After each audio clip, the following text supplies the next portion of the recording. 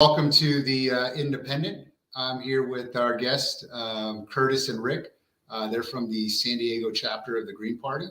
And Curtis and Rick, if you don't mind taking it away, will you guys please tell me a little bit about what the Green Party is about and what it stands for? You want to go first, or shall I? Go ahead, Rick. You're the expert. Okay, so we are a grassroots party that's independent of the two major parties, the Republican Party and the Democratic Party, because we don't believe in parties that are basically under corporate control with dark money coming in. And in order to give a sense of where we come from, everybody knows, or everybody, I think when they first hear the word Green Party, they think about environmentalism. Right. And we are obviously an environmental party, but we also believe in what we call our four pillars, which are environmentalism or ecology, peace, social justice, and democracy. And those really are the framework for everything else we do. Then we could go on in greater detail about some of these other things. And in overwhelming detail, we have our platform. I should say that a lot of this stuff is available on the website of the U.S. Party. Okay. It's very easy to remember, gp.org, the letters gp.org. And you can find about a lot of these kinds of things. But if you come away with nothing but we are a grassroots party, independent of the Democrats and Republicans, you've got the take-home message. Got it. And Rick and Curtis, if you don't mind me asking, what got you involved in politics in the first place? Was there something that took place in your life? Because one of the things I've always noticed is a lot of people don't actually, everybody loves to talk about politics, but very few actually want to do something about it, like join an organization, go on podcasts, do interviews, try to, recruit other people and talk to other people about their ideas. What got you to the point to where you wanted to take those extra steps? And what was there something that happened that led you towards the Green Party? Were you maybe originally a Democrat or Republican and kind of found your way? What started that journey? Curtis, you want to go ahead? Sure. Kind of probably not unusual. I actually grew up conservative. I was very conservative in my teens and 20s, and then started drifting left. Mm-hmm. My entry to politics really came around 2008 with the Proposition 8, the ballot measure to ban gay marriage, if you will, same-gender marriage. So I became very involved in the Decline to Sign campaign, where we were trying to convince people not to sign the ballot. And I just kept working with many other people. Unfortunately, it passed, as I'm sure you're aware of. But my interest in politics continued on, and I've been registered Green for a long time. And I guess about a year ago, decided this is enough. I need to be more involved. So I started getting involved in the local party. Nice. How about for you, Rick? I would say my story is exactly the opposite, actually. that I've been politically active for as long as I could remember. That I grew up in a family where social justice was one of our key values. Mm-hmm. That my parents and my grandparents were socialists, longtime socialists.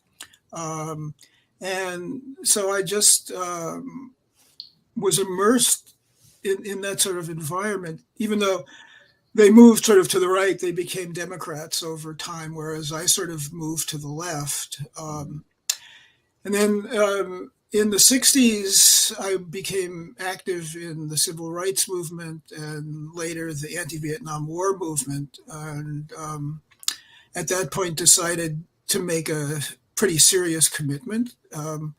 Although I have to say I was never 100% a political activist. I always had too many other interests and concerns that distracted me over time, Right. including raising a family with 2 kids and Right. or helping with my wife to raise a family with 2 kids and that sort of stuff. So that and then I don't know if you want me to go into it, but how I made the transition into the Green Party. Yeah, that would be great. How did that take place? It actually, I got involved with the Green Party with Peter Camejo's 2006 campaign in California, which he called "A Million Votes for Peace." Okay.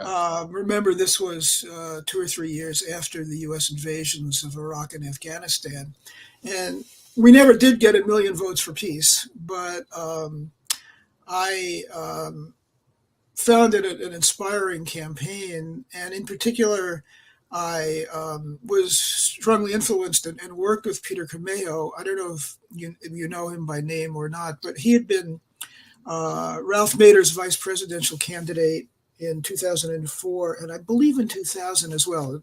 In 2000, they ran a Green Party campaign. And what resonated with me with Peter was not only was he an environmentalist, but he was also a socialist. And that was the sort of thing that I was looking for. So I got involved with the Green Party through that 2006 campaign. Let me ask, does the Green Party, I guess, is socialism part of the Green Party, or is that kind of something more that maybe you just kind of lean towards? Yes and no. Okay. And if you could elaborate that, I'd appreciate that. Okay. So what I mean by that is there's an old joke that's transposable to the Green Party, which is get 2 Greens together and you have 3 different opinions. And that's kind of the way we function. So that when the Green Party first emerged in the United States and also internationally in the middle to late 1980s, it was not an eco-socialist party. Eco-socialism as an idea started to evolve independently at around the same time. But within the last few years, the Green Party has called itself an eco-socialist party. And what that means is, at least I think we can agree on this within the Green Party, that there's a systemic problem with our society. And that problem is due to basically the billionaires running the whole system for their own personal interests. And part of that is the degradation of the environment. So eco-socialism is a combination of a concern for the environment and a concern for the social systems that underlie the current destruction of the environment. But because many people have been in the Green Party longer than the Green Party has been eco-socialist, this is what I meant by the answer is yes and no. I would say not. It's not. There's no specific requirement to believe that. And in fact, the 4 pillars that I mentioned and also the 10 key values, which predate the eco-socialist term, don't say anything about eco-socialism. So we tend to speak for ourselves a lot. Sure. Eco-socialism, that's a word I don't hear a lot, We're working on it. We're working on it. Right. But I think people do feel the idea that you're right. I mean, I think there's a lot of billionaires and, corporations, people of power that, they're changing the economy and society to fit their needs rather than the people's needs. And I think that's probably where a lot of people can feel that. I'm not, a lot of people, including myself, I'm not against hard work and people making a living and making more than the next person. But if it's at the expense of the environment, clean air, clean water, clean food, there's a point where we have to draw where we could draw the line. I'd like to just add to that it's not Sure. that the people are bad, it's that the system is bad. Mm. And in fact, there's an organization that I used to be involved with, but I no longer have the time, called System Change, Not Climate Change. And I think that captures the idea. I mean, whoever runs Schultz, whoever runs Starbucks, he's not a good guy, probably. But the point isn't to say you're a bad person. It's that the system is based on the wrong set of principles. It's not based on the idea of serving the people. So now that since we're on the topic of systems, what are your thoughts about how do we change? What are some small things we could do, or even big things? What are some things that we can do to change the system to make it better for everybody? Curtis, you want to take a stab at that? Yeah, I'll hack at it. I think a big part we could do is to get money out of politics. Right now, it's incredible how much money is spent on campaigns, and that money largely comes from wealthy donors, corporations, and PACs. I refuse to believe that someone can receive millions of dollars in donations and not be influenced by who gave it to them. Right. So I think a publicly funded campaign and election would free people from that obligation to the people who finance them to get there.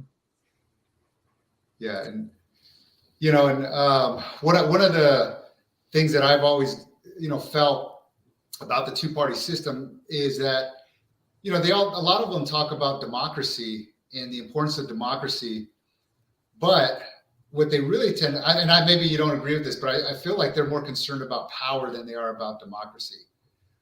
Yes, and that's why I think we can all agree. And that's kind of why they like the idea of keeping money in politics, not removing it. And I agree with you. I think probably one of the first steps we need to do is take money out of politics. If I could just feel that same way. If I could add to that, I think some of the things that the Green Party advocates in our platform are public financing of campaigns. Mm-hmm. It's nominally available in some places under certain circumstances, but it's extremely restrictive and limited. And we need to expand the access to public financing so ordinary people have a chance. In addition, we need to overturn Citizens United. Yep. Money is not speech. Right. I mean, most of us can tell the difference. Maybe the Supreme Court can't tell the difference, but we should be able to educate them or change them or do something about it and get the dark money out so we know where the money is coming from. We ran campaigns in the just past 2022 election in the primaries, and in order to get on the ballot in California, you need to basically raise between $8,000 and $10,000. Now, for the Democrats and Republicans, that's nothing. But we were running campaigns for people who work, school bus drivers, and ordinary people. $10,000 is a big chunk of change, and especially we were supporting 7 candidates. So that's a lot of money that we don't have. Right. And getting money out of politics is really important. And I know we were talking maybe before we came online about ranked choice voting and proportional representation. Yeah. But I think that's another important thing that probably we'll get around to discussing. Yeah, and that I'm glad you brought that up, because I wanted to ask, does the Green Party have a stance on ranked choice voting? Is it pro ranked choice voting? Does it stay out of the conversation? What is the stance that Green Party has about ranked choice voting? Do you want to take it or should I? Well, I think the concepts of the platform definitely support it. I don't remember if it's specifically in the platform, but the platform does support, proportional representation, better representation for the individuals. And it would give people a chance to vote their conscience, because they could vote for that third party they believe in. And if that candidate doesn't win, their vote still gets counted for something else. Yeah. It is. I confirm that, at least my recollection is that it is in fact in the platform. And one of the things, so we advocate both for ranked choice voting, but we also advocate for getting rid of single seat districts in many cases. In fact, I was saying this to Curtis yesterday, or a few days ago, I think, in Ojai, in Ventura County, Mhm. they've established ranked choice voting for proportional representation for their city council, Okay. because they faced a problem where minority voters weren't being recognized because they were distributed across all of the districts, but they were strong enough to bring a case and win a referendum by basically 55 to 45% for proportional representation, including ranked choice voting. I can go into the technical details if you or anybody else cares about it, but this is something that's hardly been publicized, and I think it's Right. really an important event in California. I should say too, Australia provides an interesting example because they have a bicameral legislature, two houses like we have the House and the Senate. Mhm. One of them is elected by ranked choice voting in single member districts. The other one is elected by proportional representation. And in fact, the Greens have a better representation that more accurately reflects their proportion of strength within Australian population through the proportional representation side. In fact, one of the things in our program is to get rid of the Senate and also the Electoral College. Right. Can you elaborate a little bit about what proportional representation kind of looks like, or how that works, and what a single district, when you say those things, what do you mean? I want to kind of bring that out so people can understand. Well, should I just keep going here? Sure. Yep, please. Okay, so single seat district is the kind of thing that we normally think about in California and San Diego County in particular, both for the Board of Supervisors and for the city councils in the various cities. They're divided up into districts. In San Diego City, there are 9 districts in the city council. And when you go in to vote, you vote for one candidate that represents that district. That's in distinction to a multi-seat district where, for example, if we change the way the rules worked in San Diego to work like they hopefully will work in Ojai, we would have 9 choices, and we could vote. We could rank our choices 1 through 9, or however many choices there happen to be, and then the ones with the 9 highest votes, leaving aside some technical details, Sure. would get elected. So that means, in the best case, if, let's say, the Green Party represented 20% of the population in each of the 9 districts now, we would have 0 representation. Right. Whereas in the proportional representation case, we would get approximately 2 out of those 9 votes in the city council, which is why it's so important to have proportional representation, because it would break through the barriers to democracy. It would break through some of them, at least. Yeah.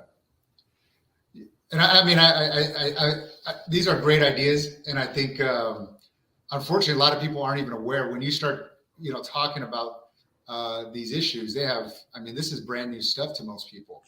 People like me and you, we've heard these things before. You especially very knowledgeable on it, but for most people, they don't even understand the impact of something like this that it has. One of the people that gets brought up a lot when we talk about Green Party is Ralph Nader. Some people might call him almost like the godfather of the Green Party. How do you feel about Ralph Nader and his contribution to the Green Party? Should I keep going here? Either one, either Rick or Curtis. I wasn't involved in the Green Party at that time, so Rick could probably speak to that better. That was the high point of Green Party activity in the U.S. That 2000 election. Actually, Ralph ran in 1996, but that was more of an experimental campaign. The Green parties were just getting organized at that time, and he consented to run as a sort of what do they call it? A shakedown cruise or something, to see if the bill was actually going to work or not. Right. 2000, was in fact, if you look at the registration statistics in California, Green Party registration as a percentage of the electorate maxed out in 2000 and remained high until about 2004. And then it started declining after that. So I think Ralph was a great candidate. I think he really did a great job for the Green Party. It was unfortunate that the Democrats failed. I don't know if you remember the hanging chads in the 2000 election, which tipped the scales from Gore to Bush in the Bush v. Gore Supreme Court case. The Democrats just dropped the ball. They just failed to pursue that, and they decided rather to blame it on Ralph Nader voters. I could go into that more later with Jill Stein, but yeah, go ahead. Sorry. What are some of the things, if you real quick had to say a few things that, the Green Party, when I bring up Green Party, it's really, people view that as just, Democrats on steroids. What would you say are some main pillars or main things that are different between the Democrats and the Green Party? An interesting place to start is with the Green New Deal. Okay. The Green New Deal came out of the Green Party. I think it was actually, those words were used initially by the British Greens. One of the things that's worth keeping in mind, by the way, is that we are an international movement. Okay. Not only a U.S. movement, not only a San Diego County movement. There are Green parties all around the world. And they don't all agree with one another, but we're all Greens. So I've lost my train of thought here. While you're, we brought up something I wanted to talk about, which is the Green New Deal. Okay, that's what I want to talk about. The distinction between the Greens and the Democrats. Yes. And that's a clear example because, first of all, we were the ones who came up with the Green New Deal. And Alexandria Ocasio-Cortez took it from us. That's fine. But what happened? It got shunted into a situation in the House of Representatives where Nancy Pelosi, who's an extremely astute political actor, assigned it to 11 different committees, which would mean it could never, ever come out of committee, and then it finally died. So there's the difference. We came up with this idea. This is a core part of our values. They killed it. And can you tell me a little bit about what is the Green New Deal? I'm not prepared to go through it in detail. It's been a while, but the basic idea is we need to reset our economy, just as the original New Deal in the 1930s led us to Social Security, led us to the Wagner Labor Relations Act that was a central factor in organizing industrial unions, the CIO in the 1930s. These were transformations of the existing society. And we think that in order to realize the goals that climate change, to keep the climate within 1.5 degrees centigrade between now and 2030 requires dramatic changes in the way our economy is organized and run, and the purposes for which things are built and the ways in which things are built. That's basically the Green New Deal. Okay. One of the things that I always try to change, because, I'll be honest with you, I do believe in climate change. I'm also in the solar business. That's what I do as my occupation. I have a small solar company. And one of the things I've always noticed is most people, I'll be honest with you, most people never go solar just for the environment. They do it to save money. And to be honest with you, it is a cheaper way to get your energy. So it's a smart, if you own a home, it's a great way to save money. And the benefit is, you're not running on fossil fuels. Now, one of the hard parts is, and I'll tell you one thing, out here, in San Diego, there's an area, East County, which is highly traditionally Republican area.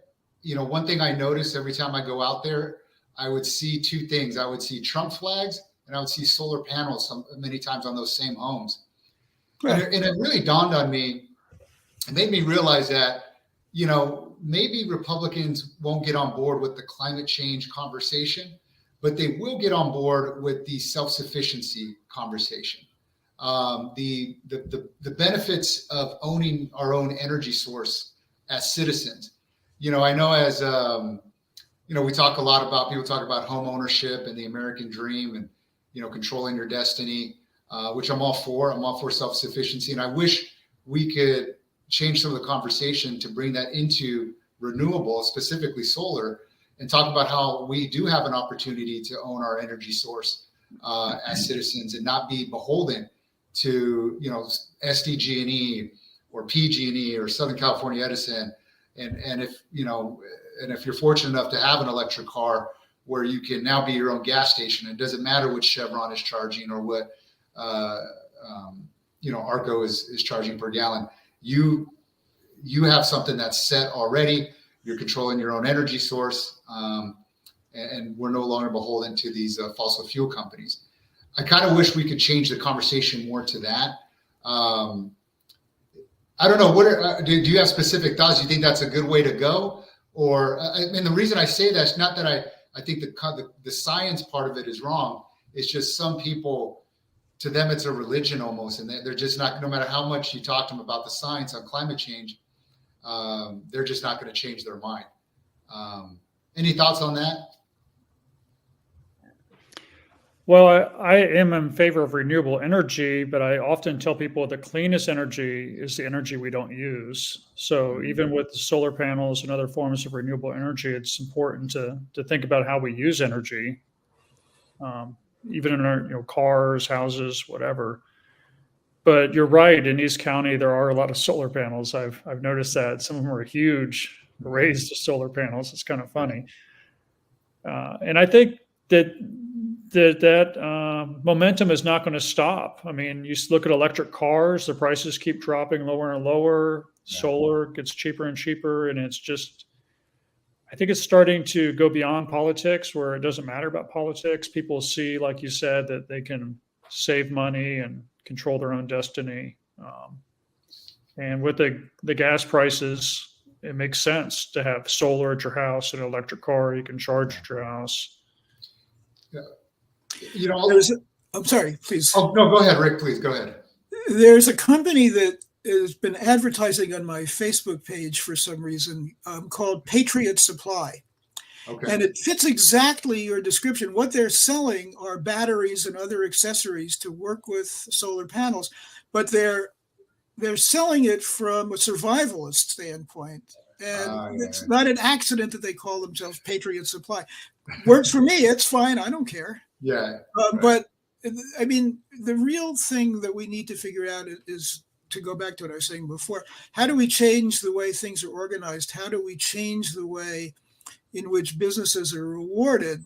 And I think that's different for small companies and for huge corporations to get the kinds of changes we need. I think especially this year is a very wet year, which is nice, but the forest fires of the last few years, I think, have gotten many people thinking about what's our future going to be like. Right. And we need to change things. We need to change and we don't need to do that by sacrificing. We need to do it by actually making our lives better. Right. Yep. Now, one thing that doesn't really get into the conversation a lot when it comes to climate change and renewables is hemp.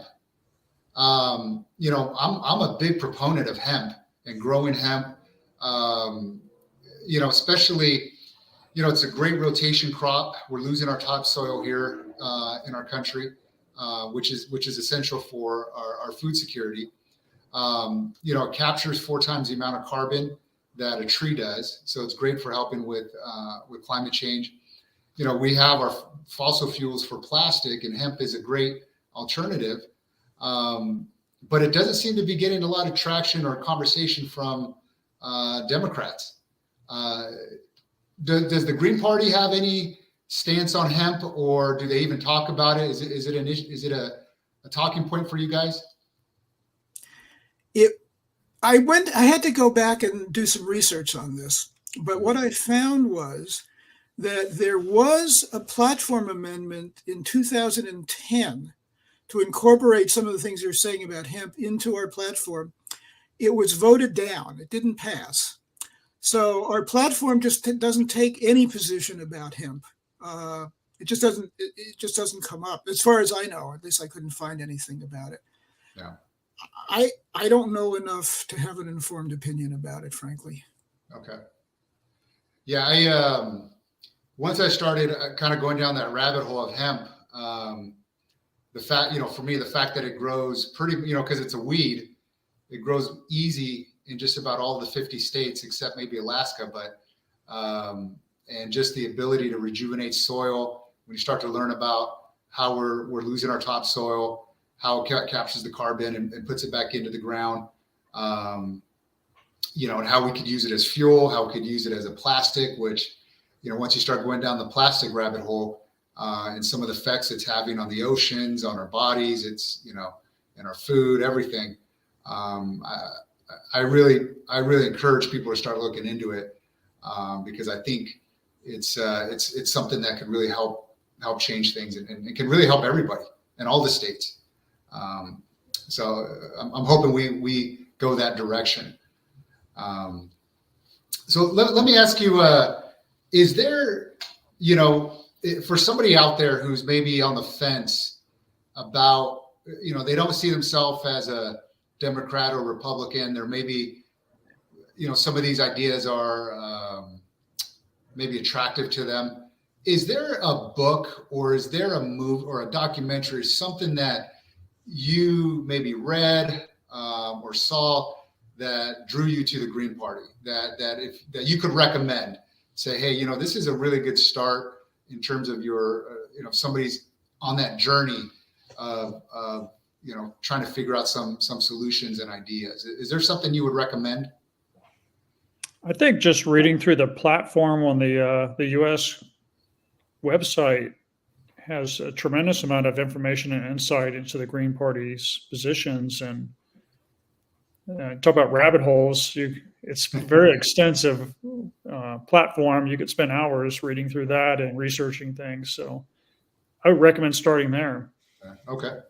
Yeah, I have several. I agree with what Curtis is saying.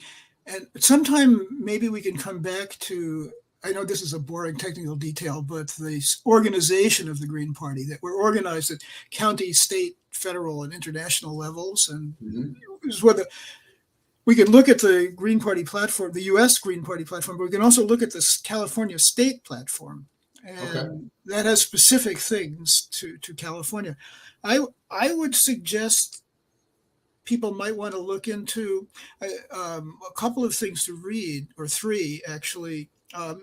You may know the name Howie Hawkins. He was a 2020 presidential candidate for the Green Party. Jill was 2016 and Howie was 2020. And he's got an ebook, which is available for free, called The Case for an Independent Left Party. And that you can download that. I can put the link on somewhere. And that's, I think, a good place to get started. Like anything else, as I was saying before, 2 greens, 3 opinions. So nothing I'm going to say here is going to represent everybody within the Green Party. Right. I'm also reading, let me see if I have it here, a book that is not specifically about the Green Party, but I don't know, can you, let's see, can you see that? Yep. Breaking the Impasse. The Impasse, yep. Breaking the Impasse by Kim Moody. Okay. And this is a very good critique of the limitations of the 2-party system. He's a really knowledgeable guy, and sometimes it gets a little detailed, but it's definitely worth reading. And here's a third one. Facing the Apocalypse. Facing the Apocalypse. Yeah, this is actually published in Britain, but it is in English. And I bought it online. It's easy to find online. And this talks about a lot of the things having to do with eco-socialism, for example, although Alan Thornett is not a Green. But okay, so those are my 3 suggestions. And that should keep you out of trouble for a few weeks. Good. Now, let me have have Green Party candidates won in California, or that you know of, maybe close by, or that's Yes, sometimes a critique. And if so, if you yes. can elaborate on that, thank you. It, it is true that Green Party candidates winning elections are rare events, but they do happen, and they especially happen at the local level. I should have actually done more preparation on this. In San Diego County, we don't have a very good record. We have very few Greens who've run for office. We did have a Green who was elected to the school board a few years back. She's still on the school board. Unfortunately, she's not a Green any longer. She switched under pressure to become a Democrat, but she won as a Green. Yeah. We have in LA County, the mayor of Monterey Park, I believe, is a Green. Okay. There are a number of other Greens who have office at the local. Oh, there's a mayor in Imperial County whose name I've forgotten now, who won in 2018, and I'm is probably still in office. So one of the problems we have, among many problems, is there's largely a press blackout. We very rarely read about anything other than the Democrats and Republicans, and even less commonly do we read about the Greens. So in the rare but real cases where we win, nobody even knows about it. Right. And they're kind of obscure positions, like there's a fire in Montecito. There's a fire district, and there's a Green on the Montecito Fire District board. It's that sort of thing. Okay. We had the closest we've come, I would say, in California to winning a sort of top of the headline sort of office was in 2020 in San Francisco, where Matt Gonzalez ran for mayor and almost won. In fact, they had to bring Bill Clinton and a bunch of other Democrat honchos in to beat Matt. In Santa Monica, there was a Green city councilor who later became a mayor of Santa Monica for a while. So they're rare, but rare events, but they do happen. Great. Awesome.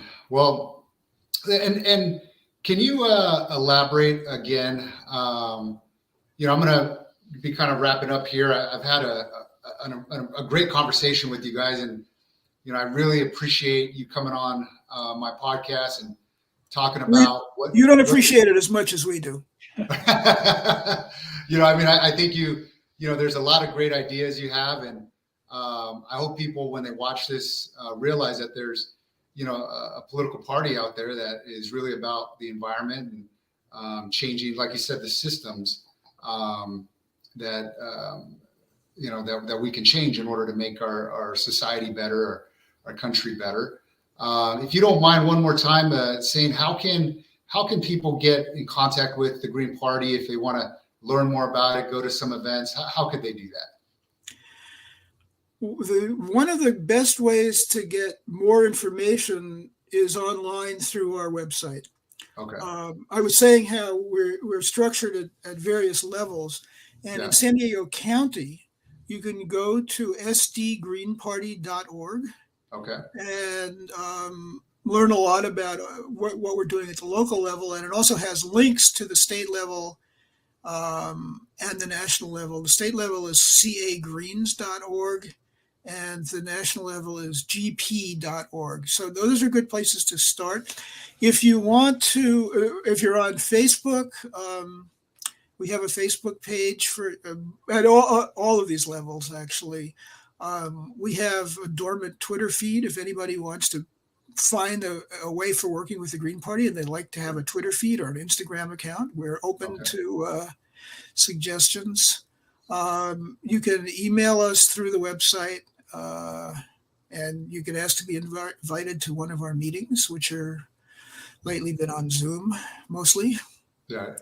I don't know. Is there any more that I should add to answer your question? No, I think that's great. Like I said, I just want to say thank you so much for coming on. It's been a great interview, And, for the people out there, check out the Green Party, look at some of their solutions to some of the problems we face, and check us out again at the next episode of The Independent. Have a great day, everybody. Thanks for having us.